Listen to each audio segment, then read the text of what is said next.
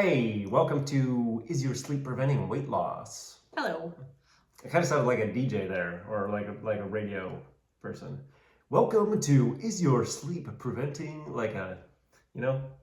So we're going to talk about is your sleep preventing weight loss. So this is a blog that I wrote. You can read it. We can send you the link if you want, or you can listen to this video, which you are doing right now. We're going to go into a little bit more details with all of that. We tend to talk about it a little bit more. I surprise Megan with the stuff that I wrote, and sometimes she asks questions and makes interjections and adds to it and makes it better. So you're in the right place. So can you talk like that for the whole video? Nope. Okay. Well, I could. Just want to know. But I'm not gonna. All right. Do you have anything else you want to say before we get started? Oh God, I just can't wait to. No, I feel like I kind of just dominated the intro there.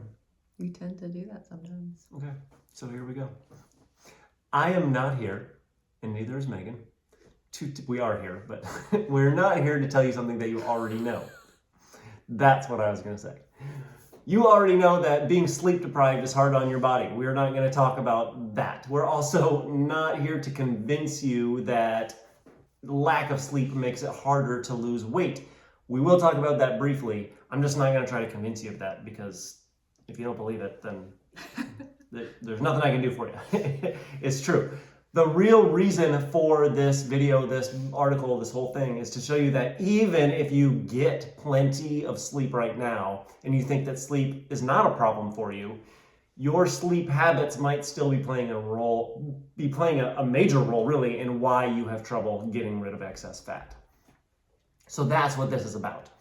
And for me, this whole thing is very personal because for a very good chunk of my life, I had trouble with sleep. Most of my life, pretty much as I can remember. Even when our kids were newborns, I was constantly exhausted, as most people are. So was I. But I would still lie in bed at night wide awake. Sometimes it would take me hours to fall asleep, even during those times. Even that's the only chance I had to sleep, and I couldn't do it. I've also had seasons in my life where I could sleep for 10 hours straight, and then I would still wake up and feel exhausted and be tired all day long. So yes, I have had sleep problems. And when I turned 30, I had this epiphany. I can't remember what caused it, but I was like, wait a second. I'm not like just some teenager who stays out late and I don't sleep enough and I'm tired all the time just because I don't have any responsibilities, and so I do what I want with my life and just it doesn't force me to fall asleep. That's not it. So the way that I was feeling and struggling with sleep, I was like, this doesn't have to be normal. Over the years now since then, I've made a lot of different changes. And not only do I sleep better and fall asleep faster, I wake up most days pretty much ready to go. Most days, I'm not saying all the time, but I wake up feeling good, and then I have energy to actually get me through the day. And now, at 38 years old, I genuinely feel I'm in the best shape of my entire life. So I know that diet and exercise played a major role in that. It's not just sleep. It's a lot of different things that I did. And I'm not a sleep expert. I'm definitely not a doctor. I'm not trying to tell you what to do, prescribe something to you for your sleep issues. But one thing that I've learned along this journey for me is that whether you think you have sleep problems or not, it's definitely something that you should not ignore. It's just as important as diet and exercise. So there's something that you do have to know first. This is the part that I'm not going to spend a lot of time on, but it is important to understand that lack of sleep, just on its own, it will make weight loss harder. And there's really a lot of reasons for this, but there are two specific ones, two big ones that I'm going to get into. One is that it can make you eat more calories. Oh yeah. This should not come as a shock, because we've all had nights where we stay up too late, we're tired, and we decide, I'm hungry, I gotta eat something, and we all know that food choices at that time of day tend to be less than ideal. They're not great. In our best moments. Yeah, and there's actually biological reasons why this happens. When you're tired, you make poorer decisions. So, and the more sleep deprived you are, so if you're constantly not getting enough sleep, That just is the it's amplified. perpetual daily habit too, then that you just start feeling hungry more often. The second reason why lack of sleep makes weight loss harder is because it's going to cause you to lose muscle and bone mass rather than fat. So the more of that muscle and bone that you lose, which it's also lean mass is another way to think of those things, the worse you're going to feel and the more likely you'll be to gain weight back again later. So in fact, one particular study showed that lack of sleep can cause you to lose 55% less fat and 60% more lean mass. Wow. So that's obviously not a good thing. And I can show you that study. I've got a lot of studies that linked in this article if you want to know that I'm not just making this crap up. Most people need 7 to 9 hours of sleep to avoid those two big pitfalls. Once you start getting less than 7 hours of sleep, then losing weight actually becomes really kind of the least of your concerns, because you're also going to be at a higher risk of chronic diseases, especially stroke and cancer. Those are two things that happen, and obviously those things are not great for weight loss either. So I'm just saying, like, there's bigger problems here than even weight loss at that point. You're not even going to be concerned about that.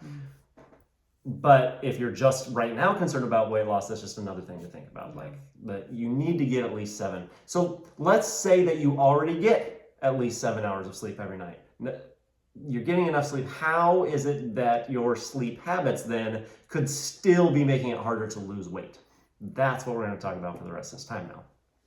Are these the things that you focused on in addition to some research? Some of them, but it came from a lot of research. Okay. In fact, I said there's a lot of links in this article to studies. Like, it came from a ton of research. Okay. So, and also personal experience too. There's some of that in here, but I went to the experts for this stuff as I was figuring it out for myself. So every bit as important as the number of hours you sleep each night is the quality of those hours. Just because you're in bed for 8 hours, that doesn't automatically mean you're going to wake up feeling refreshed. If your sleep is interrupted in any way, even just briefly, you don't get the benefits of deep sleep, which means that 8 hours in bed might be, even if you're sleeping, if the quality is not good, it might be more like only getting 4 hours of sleep. So in other words, you could have the same troubles with weight loss that I mentioned just a second ago from lack of sleep, but without even realizing that there's a problem with your sleep at all. Now, to be fair, there are definitely seasons of life where this is totally unavoidable, like when you have a newborn.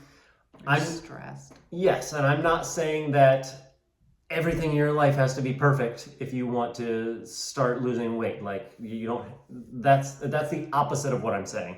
What I am saying is that no matter what you have going on in your life, if you want to feel the best that you possibly can feel right now, realistically, considering all of your current circumstances, and you want to have more success with weight loss, then there are certain things that you need to consider. So I'm going to go over what those things are now. First one is caffeine. Drink more. So now listen, a lot of people say, I've heard this from, I am not a coffee drinker because I know caffeine bothers me a lot. It keeps me up, for sure. But I have heard a lot of people say caffeine doesn't stop me from falling asleep. I can have a cup right before I go to bed and fall asleep, no problem. And that very well may be true, but that doesn't mean that you're actually getting quality sleep then. So caffeine has been shown to reduce the quality of your sleep when you have it within 6 hours of bedtime. Wow. That's just like based on the half-life of how long the caffeine lasts. How long the caffeine stays in your body, yeah. So your best bet is to avoid it after lunch. I'm not going to go into a ton of detail with these in particular things because, like I said, I've got links to studies and can show the research.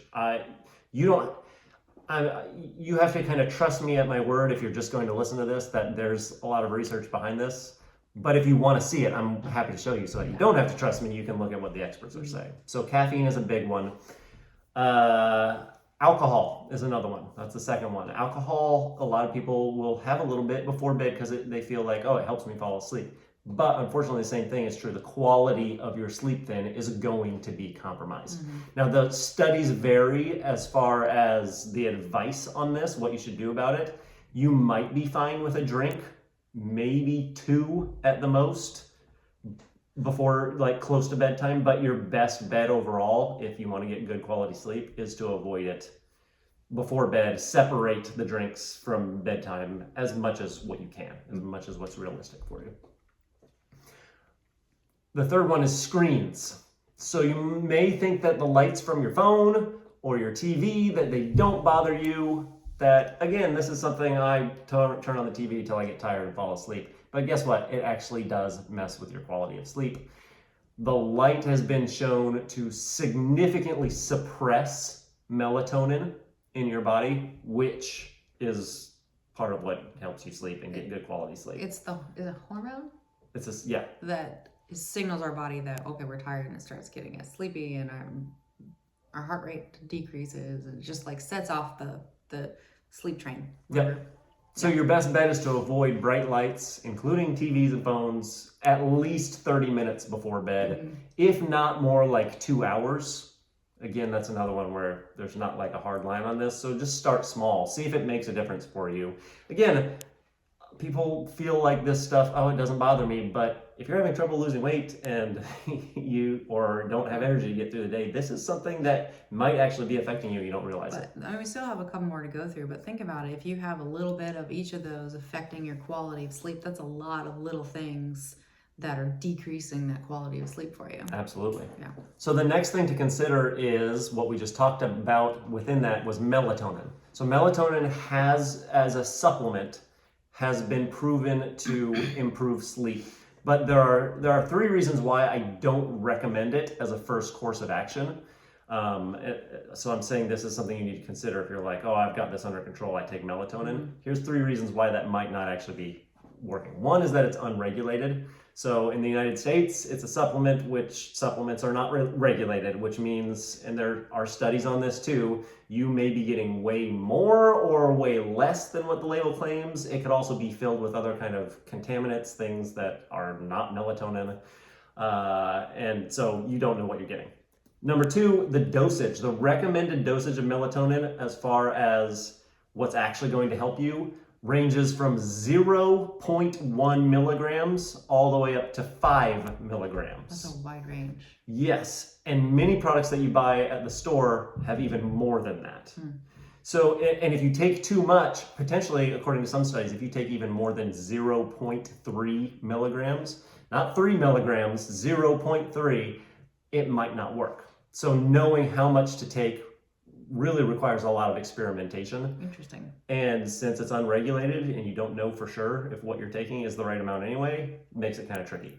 And then number 3, it can also be a band-aid. Melatonin cannot counter-effect the other bad sleep habits. So specifically, like if you stare at your phone and TV for hours, you pop a melatonin pill, it might make you think that you're getting better sleep, but you actually aren't.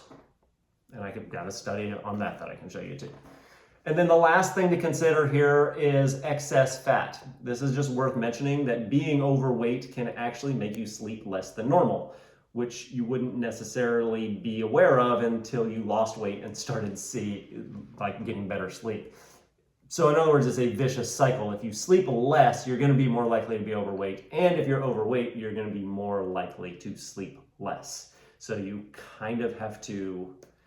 That's why, like what you're talking about, covering all your bases and going, okay, what can I do? What are the things? Because they all compound, and what can I do to help this? It's why it's important. So, and now I'm going to tell you kind of what you can do instead, what actually will help. This is not just a list of all the bad things. So poor sleep can hurt weight loss just as much as lack of sleep. And as you can see, the quality of your sleep can be affected in a lot of different ways. But there are things that you can do to impact it for the better. So number 1 is having a routine. As much as you can, do the same thing every night, at least 30 to 60 minutes before you go to sleep, the better that is going to be for you. Get ready for bed, turn down the lights. Just like you would for kids. Yep, turn off the electronics, read a book, meditate, do whatever's going to calm you down and relax you. But set an alarm for 30 minutes before bedtime or 60 minutes and go, oh, this is when I'm starting, because otherwise you're going to forget. I have a client who really set forth to do that on her own, and she actually had a clock that helped change the lights and set the mood for the room and like set a routine in motion for her. So yeah, an alarm is the simplest way to do that, but it was really beneficial for her. Yeah, that's awesome. Yeah. The next one is white noise. using so the idea with this is that inconsistent noises can diminish your sleep quality. So white noise can help block that out, whether it's a fan or a sound machine. It can make those sudden noises that happen. You don't hear that and your body sleeps better. And then exercise, which should be a no-brainer, but maybe isn't. But working out during the day means you're going to sleep better at night. Just keep in mind that if you exercise really, really intensely and do a lot of it, you may need more hours of sleep to actually recover properly from that exercise. So just going and saying, oh, I'm going to work out a bunch is not necessarily better if you can't also go, I'm going to get 2 more hours of sleep than what I normally do. Most of our clients do moderate workouts that are only about 30 minutes long, 2 to 3 times a week. And it's really is a myth that working out more is more effective. You don't need to do that, but exercise in general is good for sleep, among other things. Nutrition. This is another one, and maybe the biggest one. I don't know. These are all super important. It's hard to say. I think one thing could be more impactful for some people, but I think it all just plays a role in that quality of sleep. I think they're all just a piece of the puzzle that you can always keep improving over time. For sure, but I like what you said, that it's one thing may help someone more than another. I feel like exercise and nutrition are 2 of the biggest ones that everybody is going to get a big benefit from. Well, and it impacts so much more than just sleep. Yeah. Too. Yeah, it's get the biggest bang for your buck with these 2. So specifically, giving your body the nutrients it needs to function well. That's what we're talking about here. Your body needs nutrients just to operate, and that includes sleeping and recovering. So for me personally, I started with supplements.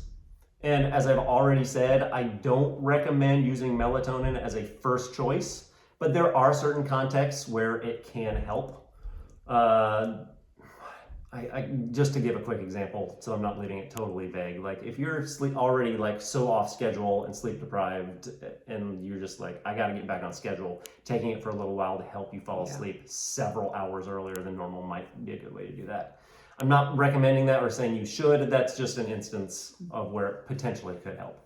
I also found that for me personally, taking magnesium made a really big difference. Again, I am not saying that's what you should do for all the same reasons why I don't recommend melatonin. You can't just jump on the magnesium train and go, this is what I'm going to take. I'm going to sleep better. But it's something that you should know that you could go and talk to your doctor about and test for a magnesium deficiency. And then get your doctor's advice on them. Maybe this is a supplement you should take. The thing that made the biggest difference for me though, and in general when we're talking about nutrition, rather than supplements, is just getting a better balance of all kinds of different nutrients from high quality foods. So minimally processed foods that are full of nutrients, like especially a lot of veggies. That's going to make a huge difference. I've recently have been eating more veggies than I ever have. And that's made a really big difference for me. I know you have a client who also has seen a huge energy level increase from... Stopped all his energy drinks, and sometimes he has to work night shifts too. Yeah. So Go. You forgot something really important in the food section. Yeah. Not overeating during a meal. Yeah. That can physically lead to discomfort. I'm sure there's a lot of studies you could find if you were looking for them that proves that decreases the quality of sleep. But just think how you feel after you've eaten too much. It's very uncomfortable, and I think that affects how we sleep as well. There's definitely some studies, and I didn't include that specifically because it's not super clear how much it affects people, but eating late at night there certainly are studies showing that can make a difference on your sleep. But yeah, overeating in general is going to not help with that. And then, so the last thing is just, I'm calling this honesty. You just got to be honest. So some things do contribute to being overweight more than others, and sleep is one of the big ones. You got to be honest about that. There are so many studies that I can send you if you want to check all this out.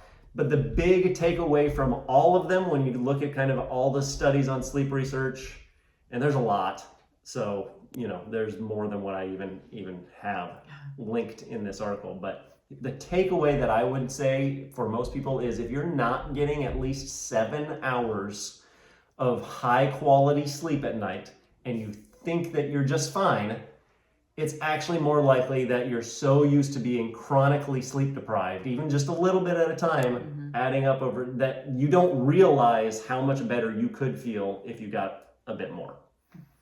That is where you got to be honest with yourself, because remember whether it's sleep or whether it's just, okay, yeah, I do need to work on diet and exercise, or I got to work on all three. I know that I'm not good at this stuff. You don't have to get it all perfect and do everything all at once.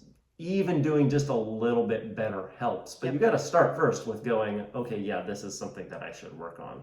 So again, be honest about it. Think about, okay, what might make the biggest difference for me? Of all these things we listed, you don't have to just pick one or two, whatever. Just decide, like, this is what I'm going to work on. Start there. And if you need help, that's why we're here, especially with the diet and exercise component. We can really help you go, here's what you're missing out on. This is what might make the biggest difference for you, so that weight loss is not so difficult, and potentially you have more energy and can maybe get some better sleep through that. We're not doctors. We can't prescribe anything for you that like what a doctor could. But if you just know, I need help with this, that's why we're here, and we can make it very clear for you on what to do, so that you're not questioning, like, well, is this even worth working on? We'll just let you know. So that's it. All right. Let us know if you have any questions, comments. Leave them in the video or send us a message, and we're happy to talk to you. We normally respond pretty quickly, within around 24 hours. And we will see you at the next video. Bye. Bye.